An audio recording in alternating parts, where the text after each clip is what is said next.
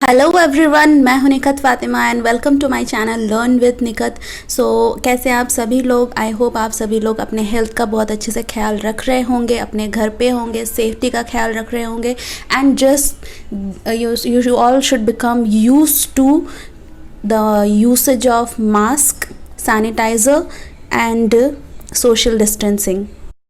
तो जैसे कि आप सभी लोगों को पता है, मेरे चैनल पे मैं डिस्कस करती हूँ every day cloze test based on editorial. ठीक है, तो अगर आपको क्लोज टेस्ट में परेशानी होती है, रीडिंग कॉम्प्रिहेंशन में परेशानी होती है, अगर आप जनरल अवेयरनेस इंप्रूव करना चाहते हैं as well as vocabulary knowledge improve करना चाहते हैं, तो one point of solution is this lesson. So without further delay let's start with our today's lesson. ये रहा क्लोज टेस्ट आपके स्क्रीन पर, जैसे कि आप लोगों को पता है। Now pause the video, read the full paragraph and frame an idea कि ये पैराग्राफ किस चीज़ से रिलेटेड है। अगर एडिटोरियल आप लोगों ने पढ़ा था, डेफिनेटली आप लोगों को पता चल जाएगा कि ये किस मैटर से रिलेटेड है and then will proceed towards the questions, right? So here the same paragraph, if you want to read, go back, okay, pause the video and read it yourself, but I will proceed forward. And यही यहाँ पे जो blank number 1 blank number 2 है, इसको मैंने यहाँ से cut करके यहाँ पे रखा है और दोनों ब्लैंक्स के लिए ऑप्शंस यहाँ पे अवेलेबल हैं। Now again pause the video and find out the answer yourself. After that play the video and I will explain you the answer. तो अगर आप लोगों ने अपना आंसर फाइंड आउट कर लिया है तो चलिए मैं आप लोगों को एक्सप्लेन करती हूँ। So this is the first line. It is a matter of relief that the supreme court has at last taken dash of the plight of millions of interstate workers.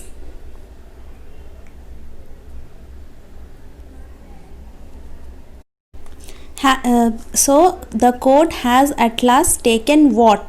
Okay, so we need the answer for what in this particular blank. So let's see what are the vocabs given for this. Knowledgeable, apprehend, disregard, cognizance, obliviousness. So let's proceed and see the meaning of each and every word. Okay, so the first word here is cognizance. Cognizance means what? Knowledge or awareness. Okay, this is a noun. Knowledgeable, you know, intelligent and well informed. Apprehend means to arrest, seize. Okay, seize, apprehend a thief or to become aware of. Okay, अगर किसी को arrest करने के, seize करने की बात करिए, वहाँ पे भी apprehend का वर्ड, apprehend वर्ब यूज कर सकते हैं।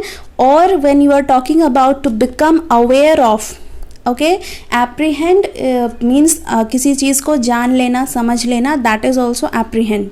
Okay, noun will be apprehension. Okay, so perceive और become aware of, that is the meaning of apprehend. She immediately apprehended the problem means she understood the problem, she became aware of the problem. That is the meaning of apprehend. It's a new vocab for you. If it is, then note it down. Okay, next word is disregard. Disregard means what? To not allow something to influence you or simply ignore. Okay, जहाँ पे आप किसी चीज़ को ignore करने की बात करेंगे, वहाँ पे you will use the word disregard. For example, here I have given the jury was told to disregard the comments. Okay, next is obliviousness. तो अगर आप हर दिन फॉलो कर रहे हैं इस सीरीज़ ऑफ लेसन्स को जो मैं हर दिन प्रोवाइड करती हूँ, तो आप एक चीज़ नोटिस करेंगे कि सिमिलर वोकैब्स रिपीट भी हो रहे हैं। ओब्लीवियस आया था, ओब्लीवियसनेस है, तो सिमिलर वर्ड अगर आप एवरी डे रीड करेंगे तो आपको आदत सी पड़ जाएगी and these words will not be a new word for you. Okay, so here the quality of not being aware of something, especially what is happening around you. Okay, so the name of that quality, that you are not aware of anything, whatever is happening around you, that is called obliviousness. And if you are oblivious, that means you don't care about what is happening around you. Oblivious is adjective, obliviousness is noun. तो यहाँ पे कौन सा use होगा? यहाँ पे इस blank में has taken dash, has taken what of the plight. Plight means what? Very bad situation, unfortunate, difficult situation of millions of interstate workers. जैसे कि आप सभी लोगों को पता है वर्कर्स की कंडीशन बहुत ख़राब है, बहुत सफ़र कर रहे हैं वो लोग. तो उन लोगों के सिचुएशन को सुप्रीम कोर्ट ने अभी कॉग्निजेंस में लिया है. दैट मीन्स अपने नॉलेज और अवेयरनेस में लिया है. Okay, has taken cognizance of the plight. Okay, so here the answer will be cognizance, okay, of the plight of millions of interstate workers looking for transport home and relief from the unrelenting misery. Unrelenting means what? ये word भी पहले भी editorial में आ चुका है. ठीक है, miserly also came and misery also came. से ये सारे वर्ड्स रिपीटेड हैं, तो हर दिन आप पढ़ने की आदत रखिए. So words will become familiar to you, right? तो unrelenting means very hard, extremely determined means वो कम ही नहीं हो रहा है. इतने 2 महीने से सब लोग इतना सफ़र कर रहे हैं पर कोई भी सिचुएशन में कोई नरमी नहीं आ रही है. In fact the situation is getting even worse and worse, right? So misery means what? It is the extreme suffering and unhappiness. Okay, so relief from the unrelenting misery dash on them by the lockdown. तो जो मतलब natural calamities etc etc all those things, corona, locust attack, all these things are happening and lockdown की वजह से वो लोग कहीं move भी नहीं कर पा रहे हैं जो वर्कर्स हैं. तो ये उनके लिए एक बहुत ही मीन्स सबसे ख़राब सिचुएशन बन चुकी है. तो यहाँ इस ब्लैंक में कौन सा वर्ड यूज़ होगा? Let's check. Emancipate is given, liberate is given, unleashed, restrain, suppressed. तो इन सारे वर्ड्स की मीनिंग जान लेते हैं क्विकली. Unleash मतलब क्या? To suddenly release a violent force that cannot be controlled. Okay, किसी चीज़ को रिलीज़ कर देना जिसको आप कंट्रोल नहीं कर पा रहे हैं, उसको बोला जाएगा अनलीश करना. जैसे रिलीज़ करना, अनलीश करना. Okay, emancipate, set free especially from legal, social or political restrictions. Okay, and next is liberate means to release someone from control, duties or limits or prison.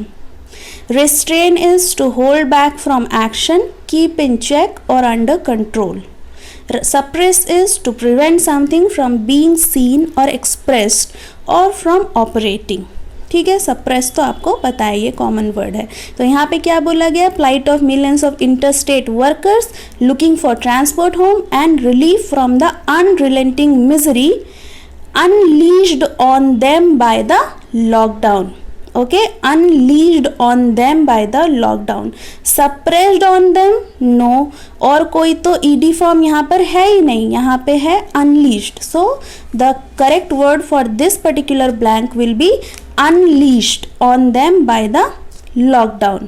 Okay, तो suddenly ये चीज़ मतलब ये violent force उनकी तरफ आ गई है. That is the meaning. Let's proceed towards the third blank and see. A 3-judge bench has initiated suo motu proceedings. तो suo motu proceedings क्या होते हैं? अगर कोर्ट में कोई पिटिशन दी जाए और उसके बाद प्रोसीडिंग्स हो तो वो एक नॉर्मल प्रोसीडिंग हुई. और सुओ मोटो प्रोसीडिंग मीन्स अगर कोर्ट ने खुद ऑब्जर्व किया कि सोसाइटी में कुछ गलत हो रहा है और वो खुद अपनी तरफ से कोई स्टेप्स लेना चाह रहे हैं, that is suo motu proceedings. ठीक है, So based on media reports and representations from senior advocates, senior advocates ने जो representation दिया कि आजकल क्या हो रहा है, वर्कर्स, माइग्रेंट वर्कर्स, गरीब लोगों के साथ क्या नाइंसाफ़ी हो रही है, जो भी सर्विसेज सरकार की तरफ से दिए जा रहे हैं वो उन तक पहुंच पा रहे हैं या नहीं. तो इन्हीं सारी चीज़ों को ऑब्जर्व करते हुए एक 3 जज बेंच ने सुप्रीम कोर्ट से सुओ मोटो प्रोसीडिंग्स उनकी तरफ से स्टार्ट किया. Observing that there have been dash and lapses. Okay, there have been dash and lapses. Dash क्या है? डैश में क्या होना चाहिए, we need to find out that. Lapses means failure. हमेशा याद रखिए कंजंक्शन के बाद अगर एक नेगेटिव वर्ड है उसके पहले भी होना चाहिए एक नेगेटिव वर्ड. अगर पॉजिटिव वर्ड होता तो इधर भी पॉजिटिव वर्ड. तो लैप्सेस मीन्स फेलियर. और कमियां, जो भी कमियां हैं रह गई हैं गवर्नमेंट की तरफ से प्रोवाइड करने वाली सर्विसेज में, और इस तरफ कौन सा होगा, let's find out.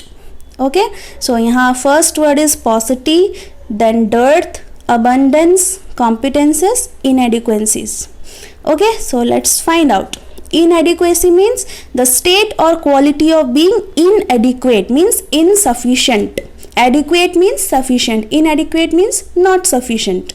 So lack of the quantity or quality required, that is called inadequacy. जितनी रिक्वायरमेंट है उसमें से कम क्वांटिटी अवेलेबल है, that is inadequacy. Then paucity, the condition of having very little और not enough of something, that is paucity. दोनों synonyms ही हैं, लेकिन वहाँ पे हमको देखना है singular, plural, okay, noun form, verb form. तो ग्रामर और वोकैब नॉलेज दोनों चीज़ों को मिलाकर ही हम क्लोजेस्ट डिसाइड करते हैं आंसर. तो यहाँ पे चलिए देख लेते हैं. डर्थ मीन्स अ स्कैर्सिटी और lack of something. For example we can say there is a dearth of evidence, evidence की कमी है. ठीक है. So abundance means a very large quantity of something. तो abundance will be the opposite of inadequacy and paucity, right? Then competence. Competence means the ability to do something successfully or efficiently. For example, courses to improve the competence of staff. Okay? तो abundance and competence तो positive sense दे रहे हैं, वो तो यहाँ पे होगा नहीं, बिकॉज यहाँ पे कुछ भी पॉजिटिव तो हो नहीं रहा है. From the senior advocates observing that there have been dash and lapses. तो लैप्सेस था फेलियर, इसके आगे भी एक नेगेटिव चाहिए, और ये प्लूरल फॉर्म है तो इसके आगे भी हमें चाहिए प्लूरल वर्ड. तो प्लूरल वर्ड कौन सा है, नाउन, जो नेगेटिव भी हो और प्लूरल भी हो, वो है inadequacies. So the answer for the third blank is inadequacies. All right, let's proceed. Okay, so we are here. Let's read this one and find out the answer for fourth and fifth blank. It need not have come to this. This could have taken place 7 or 8 weeks earlier when petitions were filed before the top court on behalf of those left in the lurch across India. Lurch means जो एक sudden movement किया गया था government की तरफ से lockdown का, उसको बोला जा रहा है. Lurch across India after the centre announced a lockdown with just 4 hours notice. ठीक है, ठीक है, सिर्फ 4 hours के नोटिस देकर जब लॉकडाउन कर दिया गया था, उसके वजह से जो ये वर्कर्स थे, माइग्रेंट वर्कर्स, वो बीच राह पे रुक गए. उनका कोई मतलब पता ठिकाना ही नहीं है कि वो कहाँ जाएं, कैसे रहें, क्या खाएं, कुछ उनको पता ही नहीं है. उन तक सारी जो इन्फॉर्मेशन है उस हद तक नहीं पहुंच पाती है जिस हद तक हम सब लोगों तक पहुंच पाती है. ठीक है, तो आर्स यहाँ पे अपोस्ट्रोफी यूसेज भी मार्क करिए. अगर कोई प्लूरल वर्ड एस के साथ एंड हो रहा है और आप वहाँ पे अपोस्ट्रोफी यूज़ करेंगे तो again apostrophe S will not be used, only apostrophe will be used at the end. So 4 hours notice, 4 घंटे की notice. Okay, after that, with a kind of self-effacement and self-abnegation, not keeping with its institutional history. Self-effacement means what? The quality of not making yourself noticeable. Okay, and self-abnegation means what? To put one's needs and wants aside for the sake of others. ठीक है, तो यहाँ पे जो सब लोगों के भलाई के लिए गवर्नमेंट ने ये डिसीज़न तो लिया, पर वहाँ पे माइग्रेंट वर्कर्स की नीड्स एंड वांट्स थोड़ी सी मतलब असाइड होकर रह गई. उन तक सारी चीज़ें, सर्विसेज, इंफॉर्मेशन सही तरीके से नहीं पहुँच पाई. ठीक है, the court had then accepted the government's sweeping claim. Sweeping claim means कुछ भी बढ़ा चढ़ाकर इतना ज़्यादा बोल देना कि इधर वो inaccurate हो या फिर misleading हो. मतलब बहुत ज़्यादा बढ़ा चढ़ाकर कुछ बातों को दर्शा देने को बोला जाएगा sweeping claim. That there were no migrants on the roads any more. ठीक है, तो अभी हम बस इस वीडियो को यहीं तक रखते हैं। Will continue the 4th and 5th questions discussion in the next video. It is already available, just go and check in my channel. 30th May part 2 video, you will get it easily. And thank you. If you like the lesson, hit the like button and come to the part 2. Thank you.